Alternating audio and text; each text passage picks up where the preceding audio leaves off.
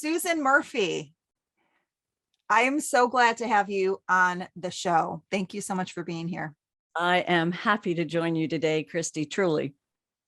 And I want us to jump right in because we were just offline and I paused us because I said there's so many bits that you're already sharing. Even in our previous pre-interview conversation, there were just so many pieces that I felt allowed us to really hone in for you to share what you do. And it's all about voice, but it's very specific. So like voice is a very broad topic.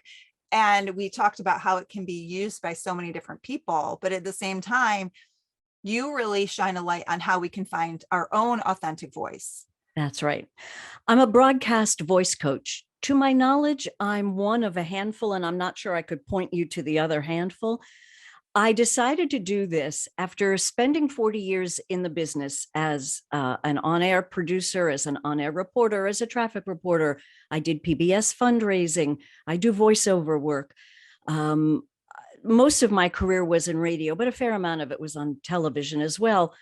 And I kind of drifted back into just voiceover work. And I moved to Charlotte a few years ago. And in flipping around channels, I was noticing that what I was seeing in news broadcasts locally were people who could shoot well, they could write well, they looked fabulous on camera, but their voices tended to lack something. Either they were unpleasant or they were just, I could tell, inauthentic, and made me uncomfortable, or I didn't really want to listen to them. So I had this idea in my head that maybe I would become a broadcast voice coach.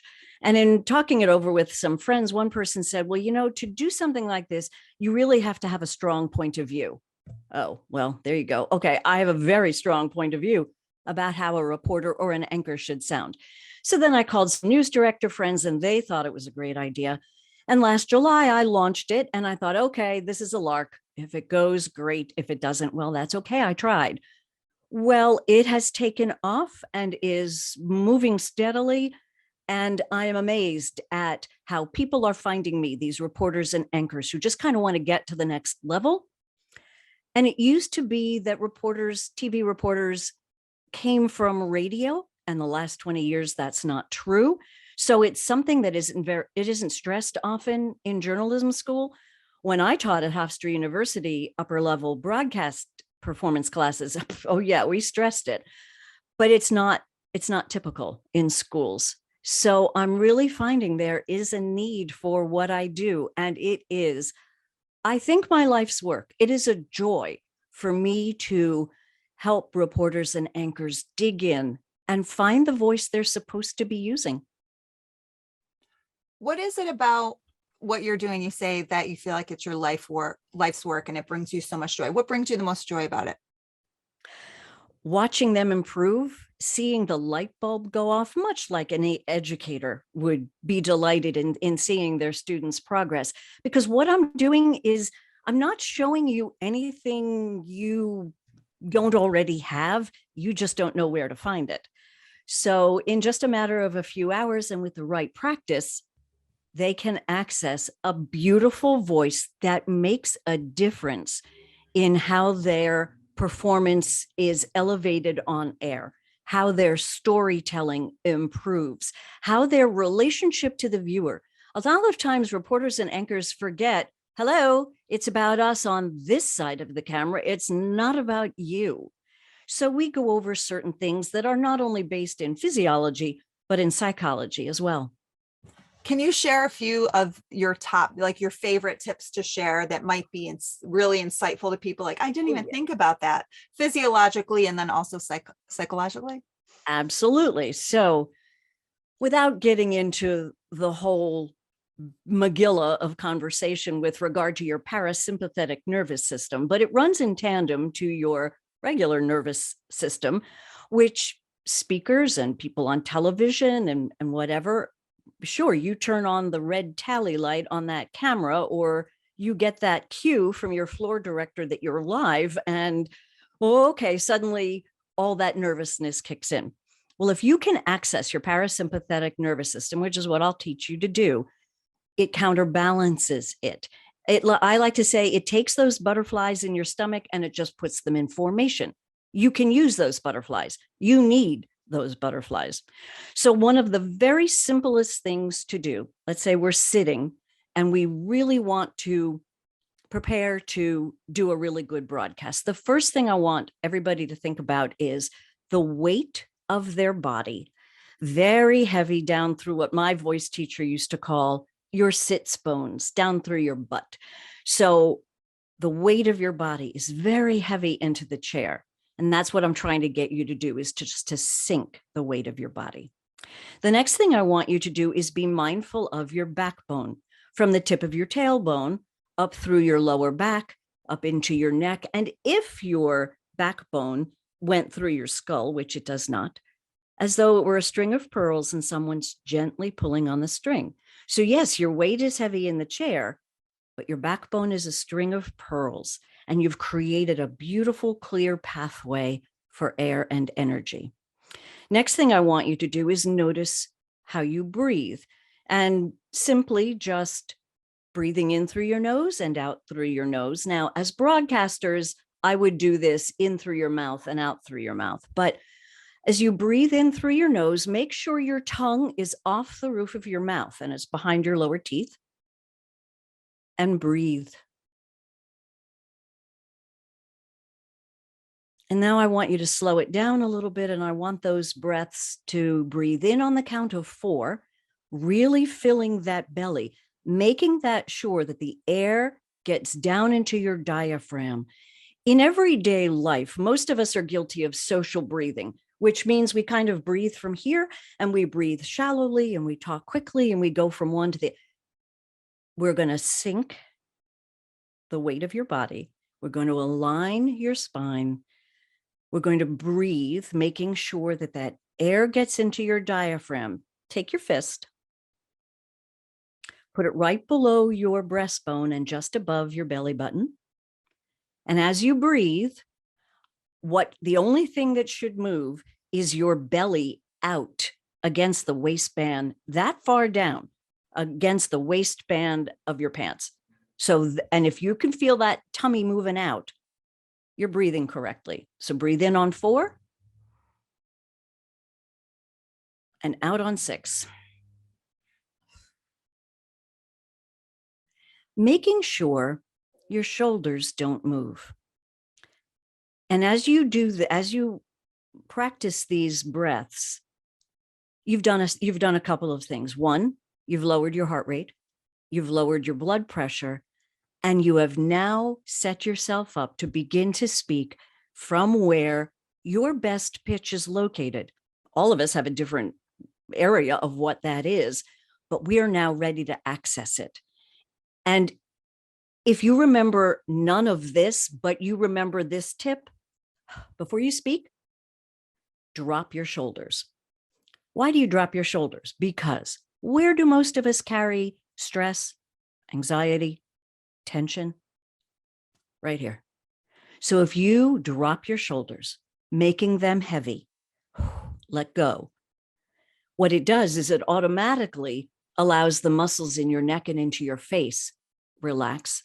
And that's going to help the pitch of your voice stay nice and low where it needs to be. And when I teach this to my clients, and as it was taught to me, I will say, take 4 Post-it notes, and on them you will write, I will notice my breath. One goes on your steering wheel, your bathroom mirror, your computer, and your refrigerator. And every time you pass the Post-it note, stop, kind of get into an aligned position. If you're standing up, lean forward slightly, drop the weight through the balls of your feet, and then continue the rest of the practice. And breathe in on 4, out on 6. And I'll do the math for you. In a minute, that's 6 to 7 breaths. Just do it. And then go on about your day. And the more you practice, it's wonderful to try to sleep if you're having trouble sleeping. There's a little Lamaze. Those of us who went through Lamaze class when we had our children, there's a little Lamaze in this as well. And yogic breathing, of course. I use it in the dentist's office, when you're so tense and they're doing some, breathe. And it It relaxes you, it kicks in your parasympathetic nervous system so that you're much more clear-minded. I'll say to my clients in the newsroom when it's a zoo and all hell is breaking loose, take a minute, close your eyes. Take as many breaths as you possibly can. Think about it, concentrate, open your eyes, and suddenly, okay, this is what I need to do next. This is what I need to do now. A lot becomes clear. And you're shaking your head like, right, exactly.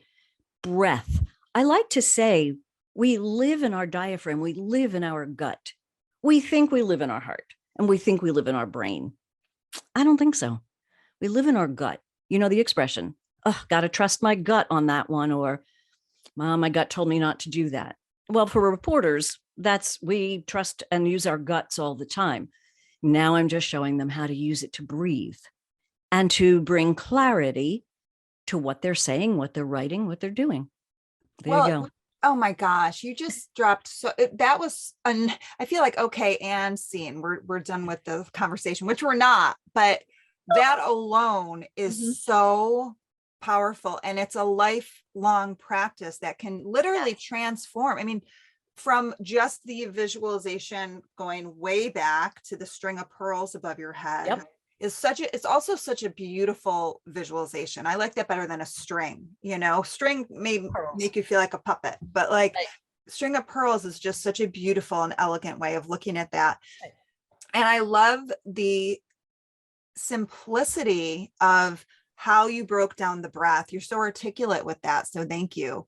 How it affects us, where you can place the Post-its, obviously the most frequently visited areas of our life is what you're going for right then.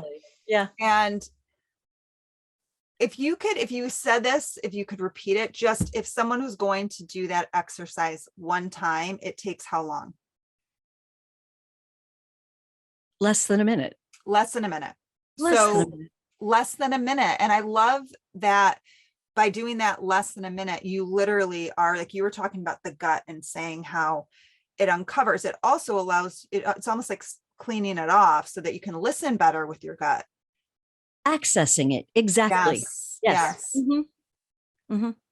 It's so powerful. So clearly you work with a specific industry and demographic. What you just said transcends. I know you and I spoke about this. It transcends.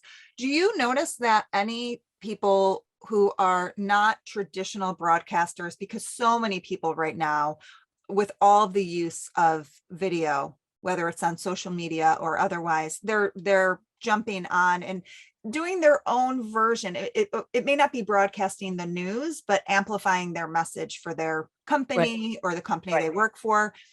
Do you notice that any of entrepreneurs or media managers for different businesses, are they seeking you out at all?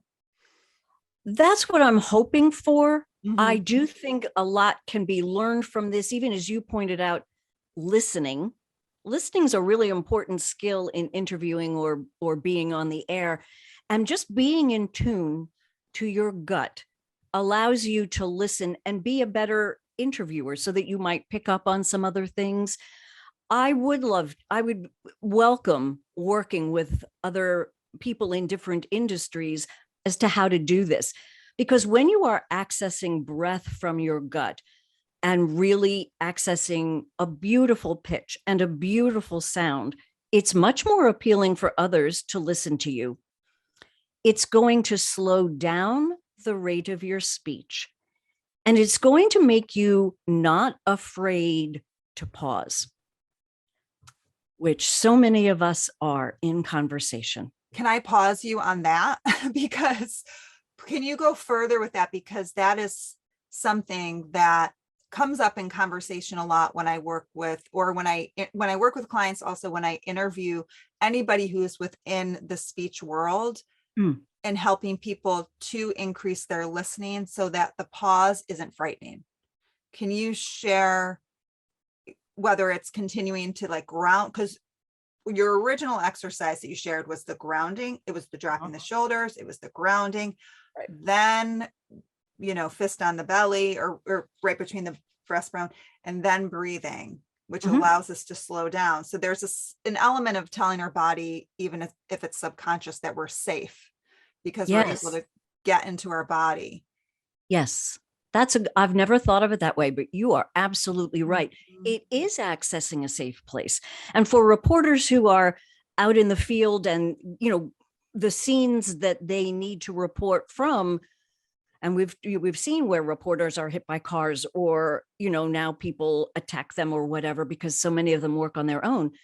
Trying to access a safe place while you're on the air, that does help with that. You're right. But accessing that safe place allows everybody to have a conversation. And I tell anchors, yeah, I know you're looking at a camera and you're reading off a teleprompter, and I try never to use the word read, but it is a conversation with your listeners. There's no reason to rat-a-tat-tat a story. Just, I know you have information to get out, but if you don't do it in a way that I, the viewer, can process and can accurately take in, why Sure. are we doing this? Which is, we talk at each other, we're not talking with each other. And if you pauses work for both the person making it and the person on the other end. The person who makes the pause, it allows your brain to reset. It allows you half a second to figure out where you're going and what you might want to say next. But for the person on the other side of your pause, it allows them to process what you just said. So often we just don't allow I think that's why we have miscommunication sometimes, because we're going a mile a minute and we're not letting information seep in to where it's understood in the brain or the gut or the heart or wherever you're aiming that information. That's what pauses do. In an interview situation, we're sort of taught that, yeah, you're the reporter and you ask questions with the microphone back and forth. Don't be in such a hurry to ask the next question for two reasons. The pause allows the person you're interviewing to possibly think of something else to say. And it allows you to have listened. Hopefully you will have really paid attention to what they said, to maybe not go to the next question on your list, but to the next question that makes sense following what they just said. And that's a conversation. We all need to be better at it. So you actually just answered my next question, which was going to be oftentimes and add on to this too. So what I notice is that the pause often doesn't allow, people have a tendency to go to their head. So if there's a pause, they're in their head and then they're kind of lost for a minute. I love the strategy of the pause, which seems to be peppered in through everything you've said so far, is to have your focus going out to the other person, right? Which is a great anchoring too, and allows people to, number one, have a focus, and number two, to be in a giving, without even really planning it, being in a giving energetic space too. Yeah. Right. So the pause, I love the idea of looking at the pause differently. Yes. So not being afraid of the pause, but saying, "Ooh, the pause will allow there to be more of an expansive opportunity." Yes. Right. What's the matter with dead air, is what we call it in broadcasting? Not a whole lot for a second or two. There really is nothing wrong with a pause. It allows communication to sink in both directions. Yeah, there's nothing wrong with the pause. I love that. And we hear it so often. We hear the power of the pause, and there's a lot about the pause, whether it's about speaking or about life and taking a minute to take a breath. I love how you're breaking it down where there actually is clear benefit from doing it. Just in a relationship, a personal relationship, a spouse and spouse, when you're in a heated argument, we're often not listening to the other because we're trying to get our points out there first. If we slow it down and breathe, and it's hard. Oh, come on. And who's perfect at this? None of us. But if you try to make it a conversation instead of a screaming match, and breathe and really allow that air to get to your belly and make your point, and take a pause and allow the other person to react. But then you do your fair share and allow their point to be heard and taken in. Take a pause before you answer. I'm wondering if we wouldn't spare ourselves an awful lot of hurt if, and in a perfect world, we'd all do it, and life's not perfect, but I've learned that can be helpful. It definitely can. And with any difficult conversation that we're having or tense moment, and there's so much about intimacy, just overarching all of that the pause is inherently intimate. And speaking platonically, it's just intimate. It's just, you're really there seeing the person. You're really there feeling what's happening in your body. It's very easy to fly forward and to speak out of reactivity and to move out of reactivity. And when you really ground down, you start sensing what really is happening inside. Yeah. So I love the idea of your exercise with the Post-its, because I always go to low stakes situations with clients. I'm like, you're strengthening the same muscle. So if you practice it daily, even if you took the 4 Post-its, you may forget about the one on your bathroom mirror because you see it all the time, but you might see the one on your computer. So you're giving yourself a better chance if you put all 4 out, right? Yep. So, it's a given. It's going to pause you from maybe mindlessly going on email or whatever when you see it. It's going to pause you from eating out of boredom if you see it on your fridge. So that wasn't thought of. Never thought of that. That's brilliant. That's right where I went to. It's like, Whoa. it's This is news. This is news. That's a great idea. So there's so my thing is that there's so many bonuses from that one exercise that people can take from.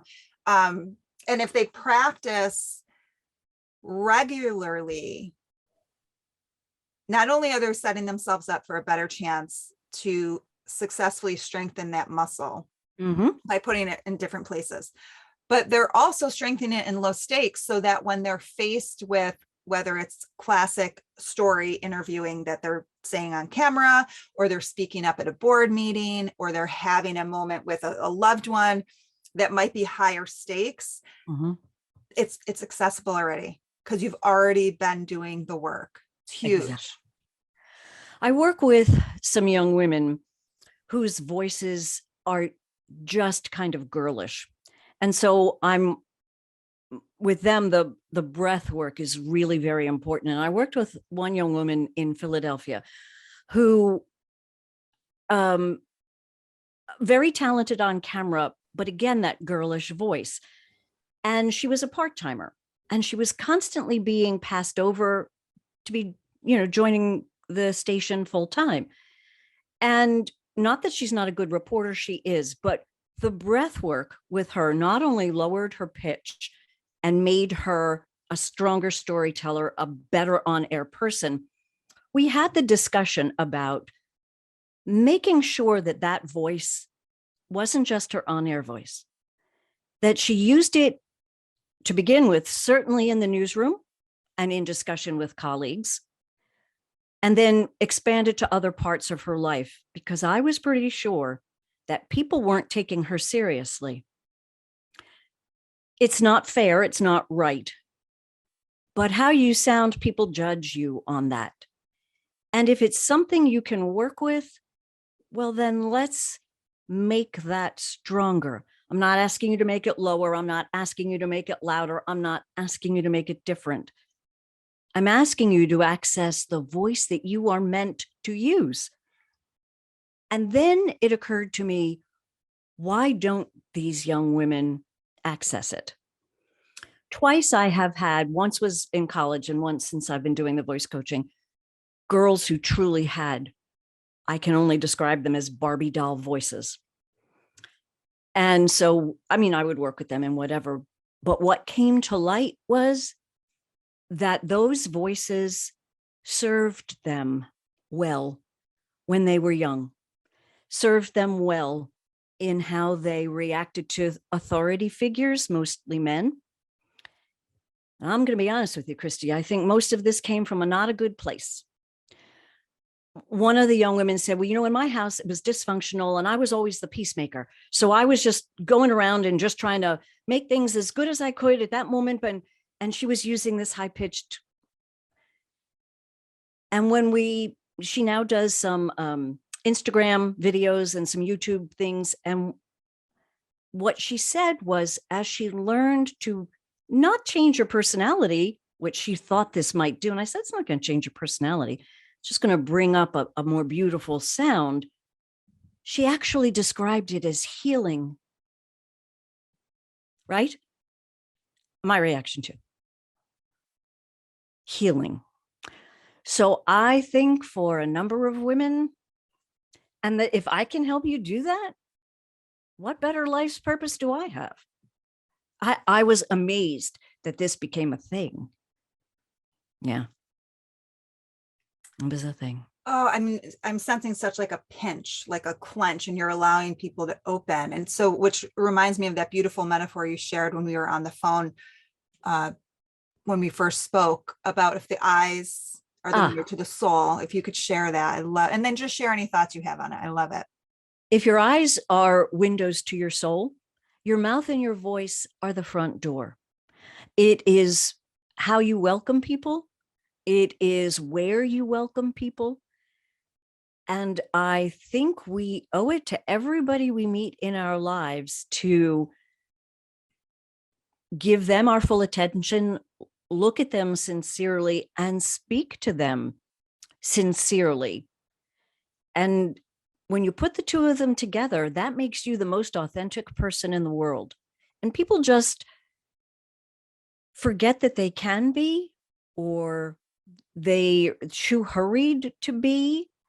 And I think if we took more time in really concentrating on being authentic and sharing our authentic selves, I'd like to think we'll get it back too. Well, and I agree with you. And I love this. Again, you and I spoke prior to this, and I loved your take. So I'd love for you to expand on that too. Is authenticity is a buzzword, and it's been one for the last few years. And a lot of it has to do with doing. It's action. It's very like, be authentic. And I love that it's starting in with you. Like start inside being authentic before, and let that drive. I would guess, like, let that then inform your action. But I love that idea of you allowing people the invitation to uncover what's already there. Right. Because I think when you start to access your authentic voice, when you start to listen to your gut, when your life starts to become driven by what you know is true, because authentic equals true.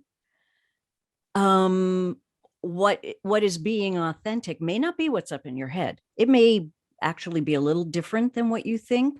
So I think you're absolutely right. If you allow it to start inside, if you allow it to begin with your breath, your speech, how you address other people, authentic may be a whole nother thing.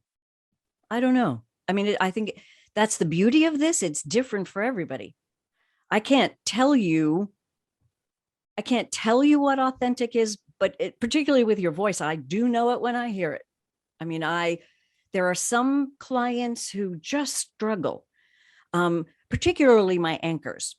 They in their head think that they're supposed to sound like whatever a news anchor sounds like in their head.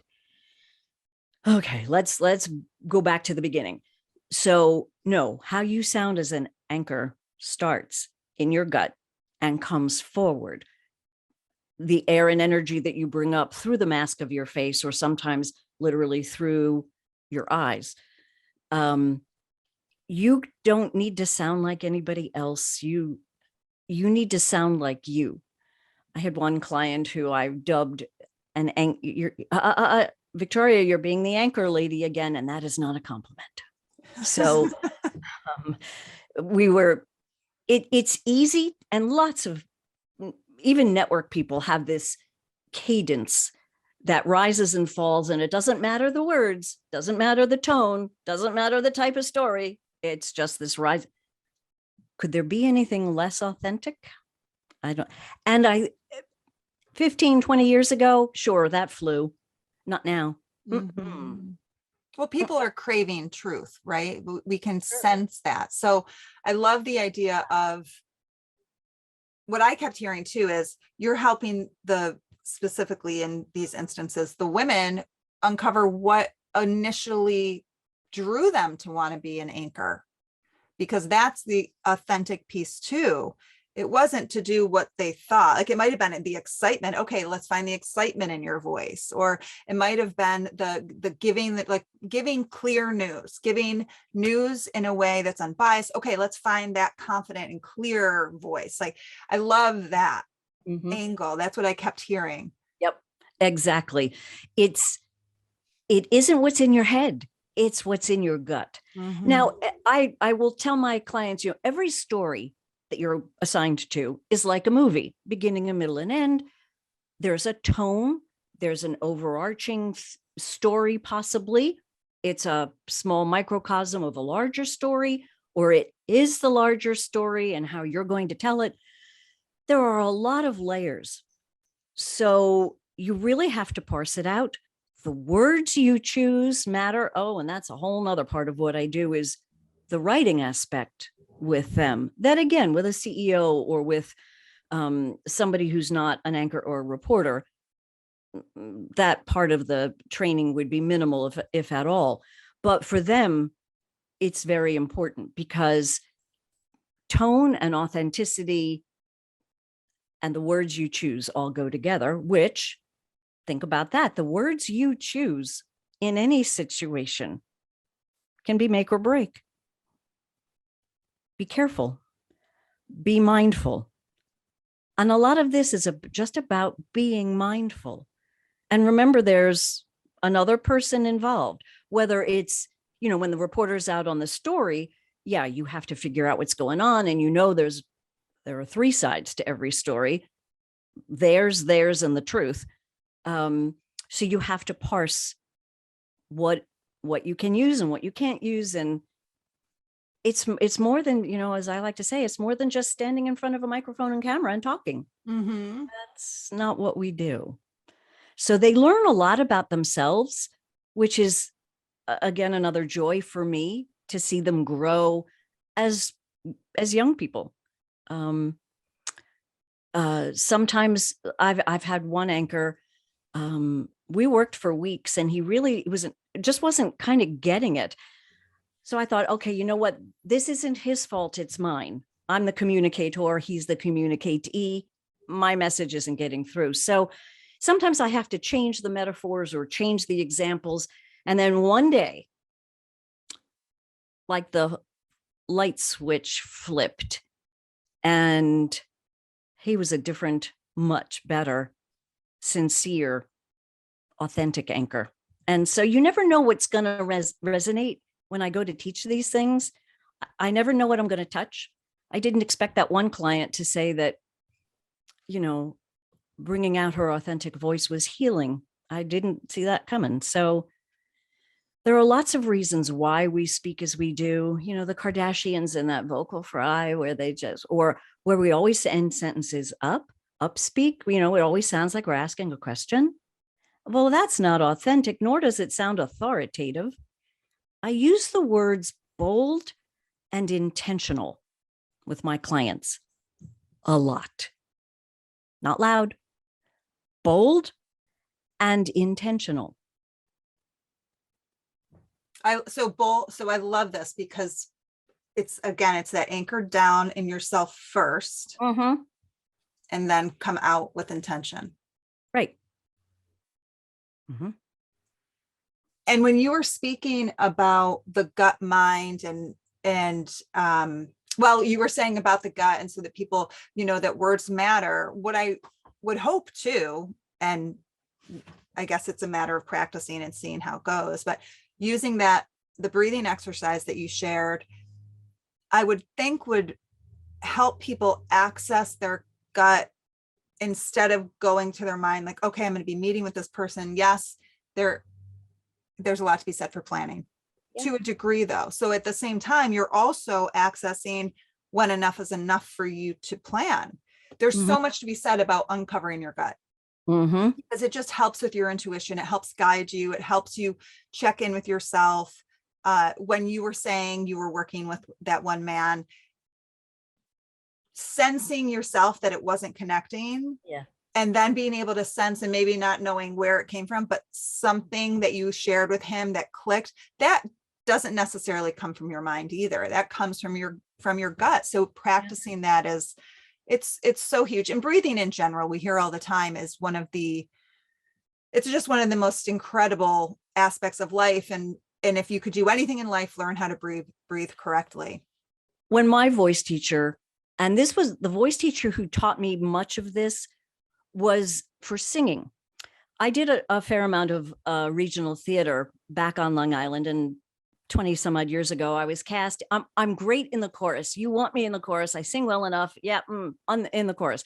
And I got cast in the show Footloose, and I was cast as one of the mothers. There are two mothers, and they have a duet. I have to sing a duet. Okay. So I immediately sought a voice teacher to prepare me. We had about 6 weeks to prepare me for this duet. And this is the teacher who taught me these wonderful things that when she first taught me about the, how to stand or how to sit and weight heavy in the chair and back, but I'm like, yeah, okay, sure, Elaine. Right. But she was so right. So what you can learn just from some basic singing lessons, coupled with what I've learned from voiceover and news in general, it applies to everything. It's not woohoo, and it's not new age, and it's not junk science. It's true. It's all true. You're right. If we learned to breathe, we'd all be better off. World peace. World Maybe. peace. Maybe. You never know. Oh my gosh, Susan. Okay. So I do want, before we end here, I want you to share your business, what it's called, where the name came from, and where people can find you. Sure. I named my business VOSOT, Better Broadcast Voices. Now what is VOSOT? VOSOT. It is broadcast shorthand for voice over sound on tape, which is what you see in here when an anchor is reading a story, and she'll read the first 2 sentences and you see her, and then it goes to the tape and she may be reading over it, or she's going to throw it to a reporter who has already recorded it. And it includes the sound bites of the people they interviewed. So every time you're not hearing somebody live in a news broadcast, they are voiceover sound on tape. So I thought, okay, I'm going to name it VOSOT, Better Broadcast Voices. And if you knew what VOSOT was, you might need me. And if you didn't know what VOSOT was, you might not. But now I'm thinking, okay, even if you don't know what VOSOT is, I can still help. I can still give you some great strategies in accessing breath and voice and tone and pitch that will uncover your true self, but then, as you said, blossoms into just so much more. So I have a website that's called SusanMurphyVosot.com. And that, explains what I do. And that's probably the best way to find me. I'm also on LinkedIn. And if there are people who are thinking, yeah, maybe there's something that I could be doing that would be better, that I could move forward in my business. And maybe it is just that vocal piece. Maybe what you're hiding from an authentic voice. Let's see if that doesn't push you forward in how you succeed in whatever business you do, or how you succeed with your families, or how you succeed with coworkers. So I'm learning that it's a skill that many people can use. And all the broadcasters I've helped have been thankful and grateful, and many have become friends, because this is, as you pointed out, intimate work.